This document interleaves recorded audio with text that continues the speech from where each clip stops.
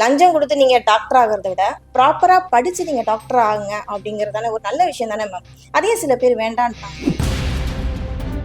ஒவ்வொரு மாணவனும் இரவு பகல் பார்க்காமல் சாப்பிடாம தூங்காம உட்கார்ந்து தயார் பண்ணிட்டு போய் எக்ஸாம் எழுதிட்டு வரான். இல்லைங்க, நீங்க எக்ஸாம் எழுத செல்லாது. என்ட்ரன்ஸ்க்கான சென்டர் போட்டிருக்காங்க. அப்போ நீங்க இங்க இருந்து அங்க போகணும் அப்படின்னா கார் வச்சுட்டு போக முடியுமா? நானே வசதி இல்லாதவர், அப்போ கார் வச்சுட்டு போக முடியாது. நீங்க ட்ரெயின்ல தான் புக் பண்ணணும். ட்ரெயின்ல இடம் கிடைக்குமா? மாணவருடைய அப்பாவாக போன அவருக்கே உயிரை பறிச்சிருக்குன்னா அப்போ மாணவனுடைய நிலைமையை யோசிச்சுப்பாங்க. அப்போ வசதி இருக்கிறவங்களுக்கு நீங்க பேப்பரை கொடுத்துறீங்க, வசதி இல்லாதவனுக்கு மருத்துவம் அப்படின்றது ஒரு எட்டாத கனி, அவ்வளவுதானா? தமிழை செகண்ட் லாங்குவேஜா எடுக்கிறது இல்லை. அவமானமா இல்ல, வெக்கமா இல்லை இவங்களுக்கு எல்லாம். உன்னுடைய தாய் பேசக்கூடிய ஒரு மொழியே எனக்கு வேணாம், நான் நிறைய மார்க்ஸ் எடுக்கணும் அப்படின்றதுக்காக நான் அதர் லாங்குவேஜ் எடுத்து படிப்பேன் அப்படின்னா எனக்கு ரொம்ப கடுமையா வந்துடும் அப்படின்னால நான் சொல்லலை. ஒருத்தனுக்கு பிடிச்சது இன்னொருத்தனுக்கு பிடிக்கல. அப்படி இருக்கும் பொழுது இந்தியா முழுக்க நான் ஒரே ஒரு தேர்வை நடத்துவேன் அப்படின்றது எப்படி ஒத்துக்க முடியும்? பின்தங்கிய கிராமத்துல இருந்து வர்றவங்களுக்கு எல்லாம் நீங்க என்ன மாதிரியான நியாயத்தை செய்ய போறீங்க அப்படின்னா பட்டையா நாமத்தை தான் கழிச்சு போட போறீங்க. நீட்டையும் எதிர்ப்பீங்க, மறுபடியும் நீட்டுக்கு கோச்சிங்கும் வைப்பீங்க. எஸ்ஐஆர் வேண்டானும் எதிர்ப்பீங்க, மறுபடியும் எஸ்ஐஆரை எப்படி ஃபில் பண்றது அப்படின்னு சொல்றீங்களே. அவ்வளவு தைரியத்தோட அவங்க போராடிய அந்த மாணவி ஏன் உயிர் தியாகம் பண்ணாங்க? ஒண்ணுமே நடக்காதுன்னு புரிஞ்சுக்கிட்டாங்க இல்லையா?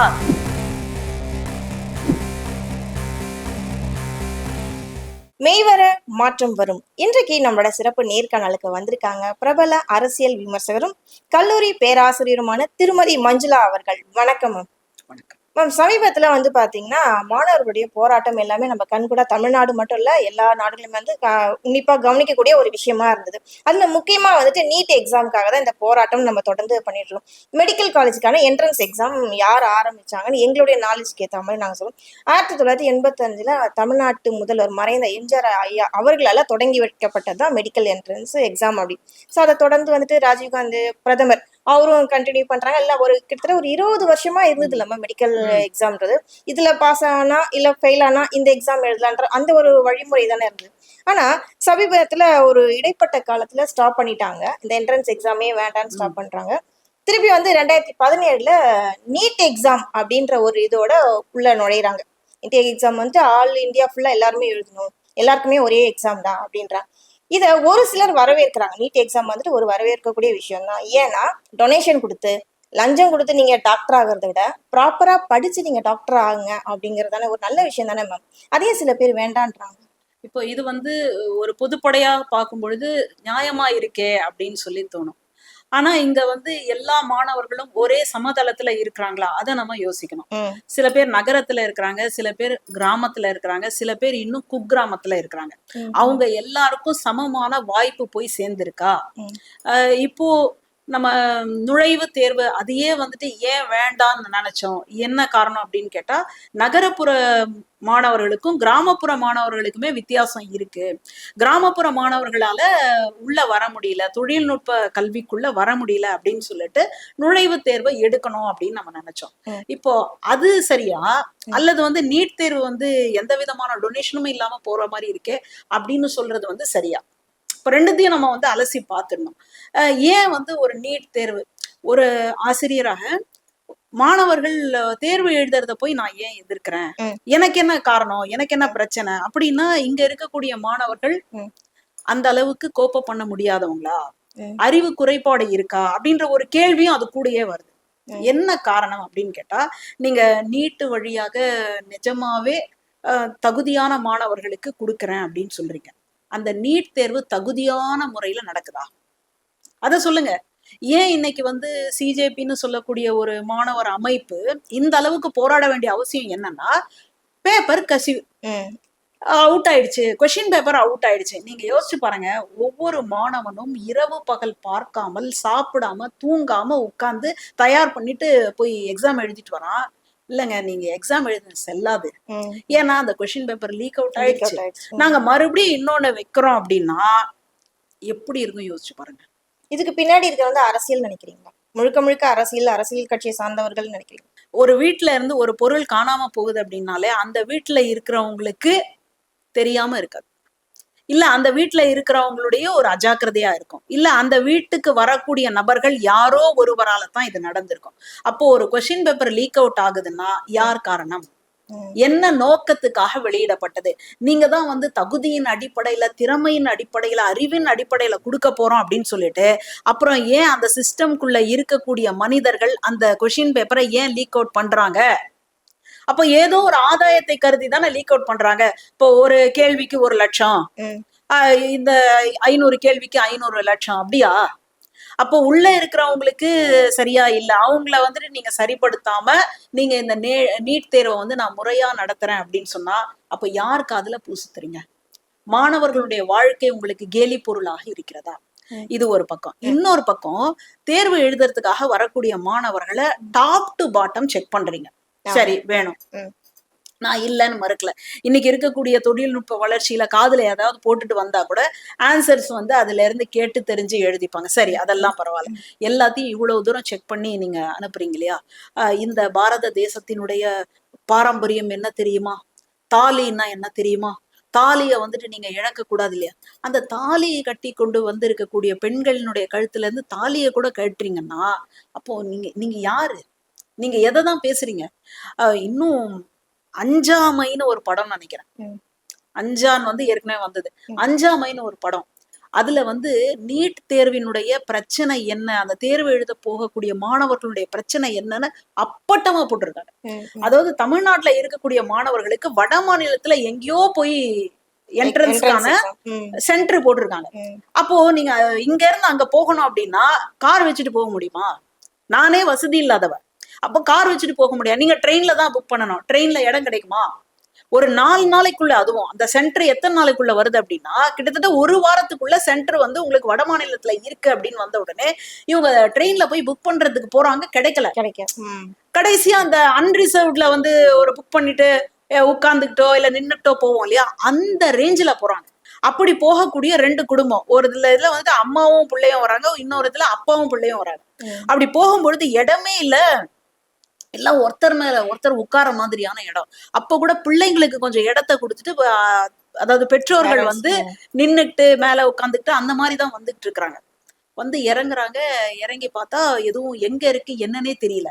இந்த இடமா அந்த இடமான்னு கன்ஃபியூஷன். ஏன்னா அவங்க தமிழ் ப்ராப்ளம் வர இருக்கும், ஹிந்தி பேசுறாங்க. கடைசியில அந்த அப்பா வந்துட்டு சாப்பிடாம இருந்து அவர் வெளியில போய் ஏதாவது சாப்பிடலாம்னு நினைச்ச அந்த நேரத்துல அந்த வெயில் தாங்க முடியாம அப்படியே சுருண்டு விழுந்து செத்தே போறார். இது கற்பனை கிடையாது, ஏற்கனவே கேரளாவுல நடந்த உண்மை சம்பவத்தினுடைய அடிப்படையில வைத்து எடுக்கப்பட்ட படம் தான் அது. அப்போ ஒரு உயிரை வந்துட்டு, ஒரு மாணவருடைய அப்பாவாக போன அவருக்கே உயிரை வந்து பறிச்சிருக்குன்னா அப்ப மாணவனுடைய நிலைமையை யோசிச்சு பாருங்க. அதைத்தான் வந்து நம்ம பேசுறோம். நீங்க நீட் தேர்வை வந்து நடத்த வேணாம் அப்படின்னு சொல்லல, ஆனா சரியான முறையில நீங்க நடத்துறீங்களா? இந்த அளவுக்கு நீங்க செக் பண்ணி அனுப்புறீங்களே, அப்படி ஆனா அந்த மாணவர்கள் என்ன அவ்வளோ அக்யூஸ்டா, போராளிகளா, இல்ல வந்து எங்க இருந்தோ வந்த தீவிரவாதிகளா? அவங்க என்ன அப்படி வச்சிருக்கிறாங்க? அப்போ இது எப்படி இருக்கு அப்படின்னா, நீங்க நீட் தேர்வு போறதுக்கு எங்க கிட்ட ட்ரெஸ் இருக்குங்க, இல்ல நாங்க கொடுக்குறோம் இல்லையா செருப்பு, இதைத்தான் வந்து நீட் தேர்வு சென்டருக்குள்ள நீ அனுமதிப்பாங்க அப்படின்னு இதற்கான ஒரு பிசினஸ் வளர்றதுக்கும் வாய்ப்பு இருக்கா இல்லையா? அப்ப இதுக்கும் அந்த தேர்வு மையத்துக்கும் ஒரு சின்ன ஒப்பந்தம் போட்டாங்கன்னு வச்சுக்கோங்களேன், அப்ப இந்த பிசினஸ் நல்லா ஓடும். இது ஒரு பக்கம். இன்னொரு பக்கம், மாணவர்கள் அந்த தேர்வை எதிர்கொள்வதற்கு அவங்க தயாராகணும். நகர்ப்புறங்கள்ல இருக்கிறவங்களுக்கு கோச்சிங் சென்டர்னு ஒண்ணு கிடைக்குது, கிராமப்புறங்கள்ல இருக்கிறவங்களுக்கு கோச்சிங் சென்டர் கிடைக்குதா இல்லையா? சரி, இந்த கோச்சிங் சென்டர் கவர்மெண்டே ஆரம்பிச்சா நல்லா இருக்கும்னு நினைக்கிறீங்களா? சரி, கவர்மெண்ட் கூட இப்போ வந்து அதற்கான ஒரு வேலைகள்ல ஈடுபட்டு அதற்கும் வந்து கோச்சிங் கொடுத்துட்டு தான் இருக்கு. இப்போ நகர்ப்புறங்கள்ல நீங்க மாணவர்கள் கிட்ட இருந்து லட்சமாக வசூலித்து நீங்க நடத்தக்கூடிய இந்த கோச்சிங் சென்டர்ல உங்களுக்கு கொஸ்டின் பேப்பர் மட்டும் ஈஸியா எப்படிங்க கிடைக்குது? அரசு நடத்தக்கூடிய அந்த கோச்சிங் சென்டர்ல கொஸ்டின் பேப்பர் கிடைக்குமா? கிடைக்காதுல்ல.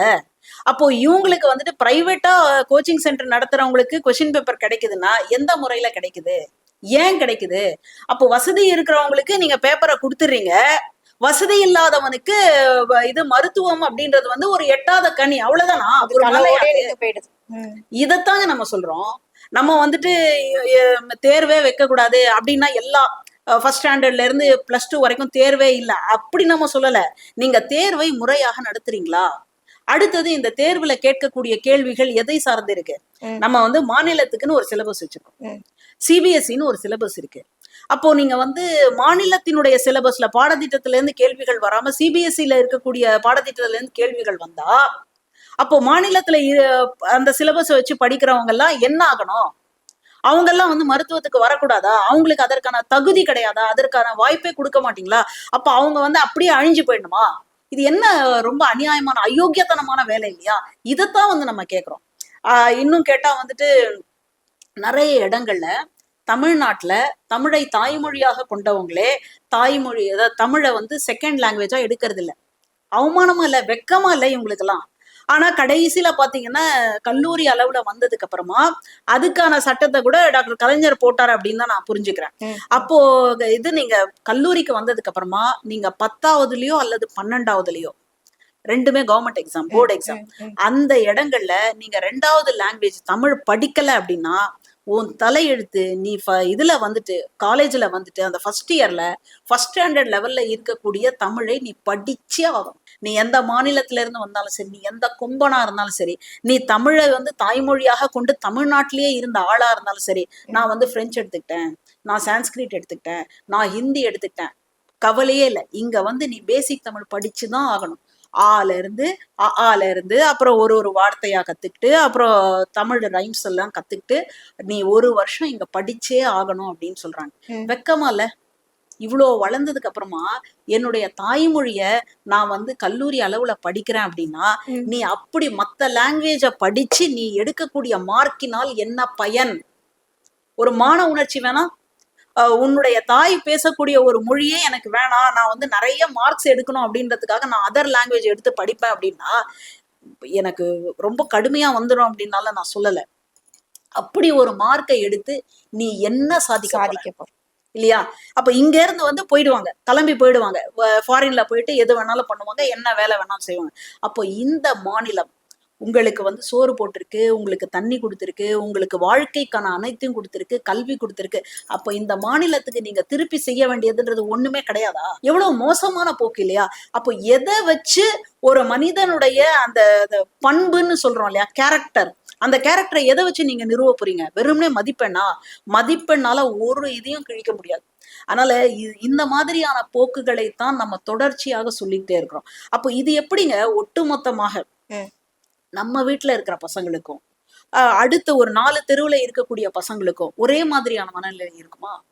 இப்போ ஒரு பள்ளிக்கூடத்துல அல்லது ஒரு கல்லூரிக்குள்ள படிக்கக்கூடிய மாணவர்களுக்கும் இன்னொரு கல்லூரியில படிக்கக்கூடிய மாணவர்களுக்கும் ஒரே மனநிலை இருக்குமா? இப்போ ஒருத்தனுக்கு பிடிச்சது இன்னொருத்தனுக்கு பிடிக்கல. அப்படி இருக்கும் பொழுது இந்தியா முழுக்க நான் ஒரே ஒரு தேர்வை நடத்துவேன் அப்படின்றது எப்படி ஒத்துக்க முடியும்? அப்ப இந்த மாநிலத்தினுடைய பாடத்திட்டத்துக்கான வெயிட்டேஜ் வேல்யூ அப்படின்றது ஒண்ணுமே இல்லை அப்படின்னா அப்ப இந்த மாநிலத்தை நீங்க என்ன நினைக்கிறீங்க? தமிழ் என்பது ஒரு தேசிய மொழி, ஒரு செம்மொழி, ஒரு தேசிய இனம் இல்லையா? அந்த தேசிய இனத்தை அழிப்பதற்கான ஒரு முயற்சியா நான் பாக்குறேன். நீங்க உண்மையிலேயே நீட்டை வந்து நீங்க சரியா நடத்திருந்தீங்கன்னா போன தடவை ரிசல்ட் வந்தது 180 கேள்வி, ஒரு கேள்விக்கும் 4 மார்க். ஒரு கேள்வியை நீங்க தப்பா எழுதியிருந்தீங்க அப்படின்னாலும் 176 வரணும். 179 வந்திருக்கு, 177 வந்திருக்கு. எப்படி வந்ததுன்னே எனக்கு தெரியல. அதுலயும் வேற நெகட்டிவ் மார்க்ஸ் உண்டு. நெகட்டிவ் மார்க்ஸ்னா ஒரு கேள்விக்கு நீங்க தப்பா பதில் எழுதுனீங்க அப்படின்னா மார்க்கை குறைச்சிருவாங்க. அப்படி இருக்கிற பட்சத்துல எப்படி வந்துட்டு 179 எல்லாம் எப்படி மார்க் வந்தது கேட்டா, லேட்டா வந்து ஸ்டார்ட் பண்ணதுனால, லேட்டா அவங்க வந்து கையில கொஸ்டின் பேப்பர் கிடைச்சதுனால கருணை மதிப்பெண்கள்னு கொடுத்தாங்களாம். யாருக்கு யார் கருணை காட்டுறது? அவன் படிச்சுட்டு வந்திருக்கான், நீ என்ன கருணையை காட்டுறது? அது எவ்வளவு மோசமான போக்கு இல்லையா? அப்போ நீங்க கருணை காட்டுவதற்கு இந்த மாணவர்களுக்கு தான் காட்டுவேன் அப்படின்னு நீங்க வச்சிருக்கீங்க இல்லையா? அதைத்தான் நம்ம எதிர்க்கிறோம். அதனால இந்த நீட் அப்படின்றதையே ஒரு சமதளத்துல எல்லோருக்குமானதாக இது நடக்கவில்லை. இதுக்கு நடுவுல வேற பின்தங்கிய கிராமத்துல இருந்து வர்றவங்களுக்கு எல்லாம் நீங்க என்ன மாதிரியான நியாயத்தை செய்ய போறீங்க அப்படின்னா பட்டையா நாமத்தை தான் எழுச்சி போட போறீங்க. இன்னைக்கு வரைக்கும் கோச்சிங் சென்டர்கள் எவ்வளவு வளர்ந்துருக்குன்னு பாருங்க, அவங்களுக்கான வருமானம் எவ்வளவு அப்படின்றத பாருங்க. அந்த வருமானத்துல இருந்து யாருக்கெல்லாம் வந்து கமிஷன் போகுது அப்படின்றத அவங்களுடைய பேங்க் ஸ்டேட்மெண்ட்டை எடுத்து பாத்தீங்கன்னா தெரியும் நான் ஏன் இந்த அளவுக்கு பேசுறேன் அப்படின்றது. அதனால இந்த நீட் தேர்வு அப்படின்றது இது நீட் தேர்வே கிடையாது, இது அநியாயத்துக்கான தேர்வு. அதனாலதான் நம்ம இதை எதிர்க்கிறோம். இப்போ +1 +2ல வந்து சமச்சீர் கல்வி முறைன்னு இருக்கு இல்லையா, அது ஓரளவுக்கு ஹெல்ப்ஃபுல்லா இருந்துச்சுங்களா இந்த பசங்களுக்கு, படிக்கிற மாணவர்களுக்கு? ஆமா. ம். இப்ப கூட ஏன்னா நம்ம அது சிபிஎஸ்இ அந்த சிலபஸை ஸ்டேட் போர்டு சிலபஸை பேஸ் பண்ணி தான் சமச்சீர் கல்வின்ற முறை வந்திருக்கு அப்படிங்கிறாங்க. அது ஓரளவுக்கு மாணவர்கள் பயனுள்ளதா இருந்ததுன்னு நினைக்கிறீங்களா? ஆமா. இப்போ இதுக்கு முன்னாடி இருந்த திமுக ஆட்சியில வந்து சமச்சீர் அப்படின்றத வந்து கொண்டு வந்தாங்க. அடுத்தது வந்து நீட் கோச்சிங்க்கான எல்லாத்தையும் வந்து செஞ்சாங்க. நீட்டையும் எதிர்ப்பீங்க. ம். மறுபடியும் நீட்டுக்கு கோச்சிங்கும் வைப்பீங்க. ம். எஸ்ஐஆர் வேண்டானும் எதிர்ப்பீங்க. மறுபடியும் எஸ்ஐஆரை எப்படி ஃபில் பண்றது அப்படின்னு சொல்றீங்களே. நீங்க ஊன்னு சொல்லுங்க, இல்ல ஓஹோன்னு சொல்லுங்க அப்படின்னு சொல்லக்கூடிய ஒரு நிலைமைய பாக்குறோம். அப்படின்னா என்ன அர்த்தம்? ம். இதுக்கு முன்னாடி எடப்பாடி அவர்களுடைய ஆட்சி காலத்துல ஒரு அருமையான ஒரு இடஒதுக்கீடு கொண்டு வந்தாங்க. அதாவது அரசு பள்ளிக்கூடத்துல வரக்கூடிய மாணவர்களுக்கு 7.5% ம். ஒதுக்கீடு கொடுக்கணும், உள் ஒதுக்கீடு ம். கொடுக்கணும் ம். அப்படின்னு சொன்னாங்க. அது எல்லாத்தையும் வரவேற்கிறோம். இப்போ இந்த பாடத்திட்டம் அப்படின்றது சமச்சீர் கல்வி அப்படின்றது வந்துட்டு உங்களுக்கு நீட்டு போறதுக்கான ஒரு வாய்ப்பையும் ஏற்படுத்தி கொடுத்து, ஏன் அவ்வளவு வலிஞ்சு பண்ணணும்? இதுதான் நம்ம கேள்வியா கேட்கிறோம். அப்போ இந்த மாநிலத்துக்குன்னு ஒரு மரபு இருக்கு இல்லையா, இந்த மாநிலத்தினுடைய சுதந்திர போராட்ட தியாகிகள்னு இருக்காங்க இல்லையா, அவங்களெல்லாம் இந்த மாநில மாணவர்களுக்கு சொல்லி கொடுக்கணுமா வேணாம்? நீங்க ஒட்டுமொத்தமா இந்தியா இந்தியா இந்தியான்னு பாருங்க, நம்ம வேணாம்னு சொல்லல. அதே நேரத்துல இந்த மண்ணினுடைய மரபையும் நம்ம அவங்களுக்கு சொல்லி கொடுத்தே ஆக வேண்டும். அப்படி சொல்லி கொடுக்காம போனால் என்ன நடக்கும்? எனக்கு என்னுடைய வரலாறு தெரியாது, எனக்கு என்னுடைய மொழி தெரியாது, எனக்கு என்னுடைய பண்பாடு தெரியாது, அதனால அவன் என்ன சொல்றானோ அதுதான் என்னோட. அப்போ நான் அடிமையாவதற்கான அத்தனை சாத்தியங்களும் இருக்கா இல்லையா? அடிமை ஆனதுக்கு அப்புறமா உனக்கு அடிமையின் உடம்பில் இது ரத்தம் எதற்குன்னு ஒரு பாட்டு இருக்கு, கேட்டிருக்கோமா?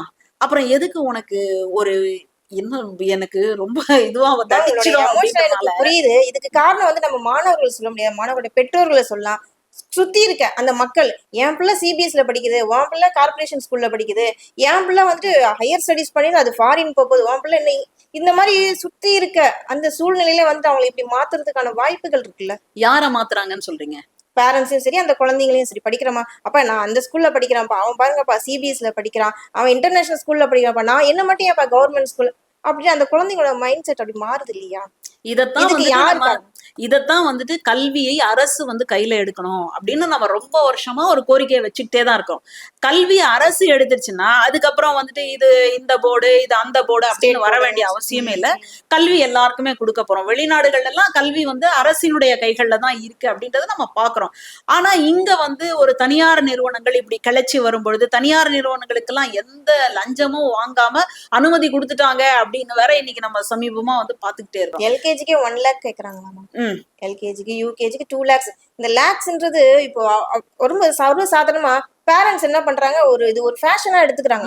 கடன் வாங்கியாவது என் பிள்ளைய சிபிஎஸ்ல படிக்க வைக்கிறேன், கடன் வாங்கியாவது என் பிள்ளை இன்டர்நேஷனல் ஸ்கூல்ல சேர்த்து, இதெல்லாம் வீண் ஆடம்பரம் மக்கள் கிட்ட தானே ஆரம்பிக்குது, ஒரு பேரண்ட்ஸ் கிட்ட தானே ஆரம்பிக்குது. அதுக்கு என்ன பண்ணலாம்? முதல்ல நம்ம பேரண்ட்ஸ்க்கு வந்துட்டு ஒரு கவுன்சிலிங் கொடுக்கணும் அப்படின்றது ஒரு முக்கியம். அடுத்தது வந்து பிள்ளைங்கள், இப்ப நீங்களே வந்து சரியா சொல்லிட்டீங்க பாருங்க, ஒரு எல்கேஜிக்கு வந்து 1 லட்சம் கொடுக்குறாங்க, அதுக்கப்புறம் பெரிய கிளாஸ் வரும்போது கூட அந்த அளவுக்கு வராது. ஆனா எல்கேஜிக்கு ரொம்ப டொனேஷன் அது இது, ஏன்னா முதல்ல கொண்டு போய் சேர்க்கிறோம் இல்லையா, அதனால அது இல்லாம இருக்கு. அப்படியே போக போக போக போக இந்த லட்சங்கள் எத்தனை லட்சங்களாக மாறும் அப்படின்னு நீங்க யோசிங்க. இப்போ 12ஆம் வகுப்பு முடிச்சுட்டு இந்த நீட் தேர்வெல்லாம் முடிச்சுட்டு அவங்க ஒரு அரசு சார்ந்த ஒரு கல்வி நிறுவனத்துக்குள்ள படிக்கிறதுக்கு வர்றாங்க. எதன் அடிப்படையில அப்படின்னா அவங்களுடைய அறிவின் அடிப்படையில திறமையின் அடிப்படையில அவங்க வந்துட்டாங்க, படிச்சுட்டாங்க. படிச்சு முடிச்சுட்டு கிராமத்துல போயிட்டு அவங்களால சேவை செய்ய முடியாது. அவங்க பிறந்ததுல இருந்து ஏசில இருக்காங்க. இன்னும் கூட நிறைய மருத்துவமனைகள்ல டெலிவரியே ஏசி ஹால்ல தான் நடக்குது. அந்த ஆபரேஷன் தியேட்டர் அப்படின்றது அல்லது வந்து லேபர் ரூம் அப்படின்றது வந்து ஏசி மயம், ஃபுல்லி ஏசி. அப்ப அந்த இடத்துல பிறக்கக்கூடிய பிள்ளைகள் அவங்க வளர்ப்பு முறை, அவங்க வாழ்ந்த முறை அப்படி இருக்கும் பொழுது அவங்க ஒரு அரசு மருத்துவமனைகள்ல அரசு கல்வி நிறுவனங்கள்ல படிச்சுட்டு அவங்க இந்த மண்ணுக்கு சேவை செய்வாங்களா, எந்த மண்ணுக்கு சேவை செய்வாங்க? இதத்தான் நம்ம கேட்கிறோம். அப்போ அந்த நகரப்புறங்கள்ல அல்லது வசதி வாய்ப்புகள் இருக்கக்கூடிய மாணவர்களுக்கு கிடைக்கக்கூடிய வாய்ப்பு பொதுவாக அரசு பள்ளிக்கூடங்கள்ல படிக்கக்கூடிய மாணவர்களுக்கு கிடைக்குதா, கிராமப்புற மாணவர்களுக்கு வந்து கிடைக்குதா? அது இல்லையே. அது ஒழிச்சு கட்டக்கூடிய வேலையைத்தானே நீட் செய்யுது. இல்லாட்டி அனிதான்னு சொல்லக்கூடிய அந்த மாணவி அதையும் அரசியலாக்கிட்டாங்க. எவ்வளவு தெளிவா பேசினாங்க அவங்க இல்லையா? நான் வந்துட்டு சட்ட ரீதியாக இந்த போராட்டத்தை எதிர்கொள்றேன் அப்படின்னு சொல்லி தைரியத்தோட வந்தாங்க.